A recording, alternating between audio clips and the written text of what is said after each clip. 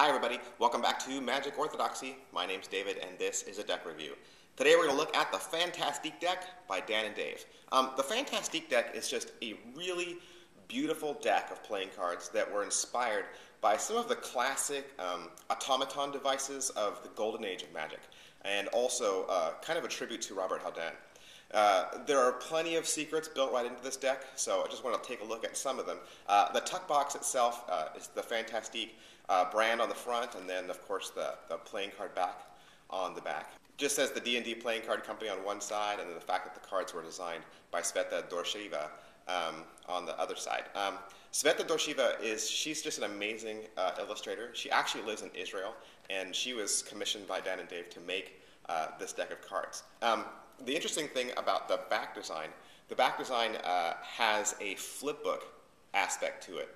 The different illustrations on the back, they actually come to life, animating some of Magic's most famous illusions from this golden era.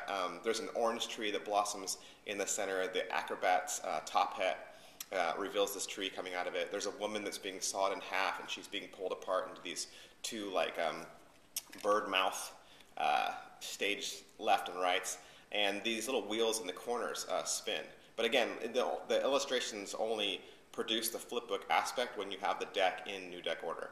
This means that each illustration was meticulously altered to achieve this animation effect, which means that every single back is just a little bit different than the one next to it. So no two backs are the same, no two faces are the same, which is kind of makes this a really great deck. If you want to watch the animation of this deck, you can watch it at behance.net. With this deck, you're going to get 2 blank cards as your gaffs, and you're going to get 2 unique jokers. The first joker is a tribute to the appearing birdcage illusion, which was introduced in the late 1800s by French magician Beatrice de Colta, who was a contemporary of Jean-Eugène Robert-Houdin. And it's just a bird with a cape, and then the appearing birdcage right there. And forgive me, my French is atrocious, so I, of course, am mispronouncing these names. The second joker is the word joker, spelled out in court gestures. Now, the Ace of Spades is also interesting. It's an automaton player called the Turk. The Turk was a fake chess-playing machine that was constructed in the late 18th century, and from 1770 until it was destroyed by fire in 1854, it was exhibited by various owners as a robot, but it actually wasn't. The trick was you could sit down and play chess with this automaton, and it would match you move for move and probably beat you. But the reality was there was a hidden chess player in the base down here who was actually controlling it. And so, like I said, it was later revealed that it was a hoax. The face cards are really beautiful. The red cards aren't red. They're actually a silver foil. And then the court cards are similar. They don't have any color to them other than the black and some grays, and again the silver foil. So the face cards are really pretty.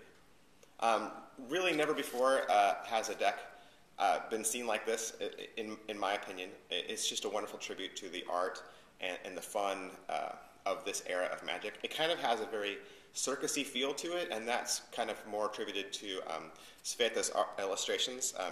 You can see some of her work on the internet. She's on Pinterest and a bunch of different places that exhibit some of the things she does. This deck is out of stock at dananddave.com, so I don't know where you would pick it up from. I'm sure you could look for them at your favorite local card supplier. That's it for me. As always, subscribe to my channel to stay updated. You can like me on Facebook, follow me on Twitter, and I'll see you next time. Thanks.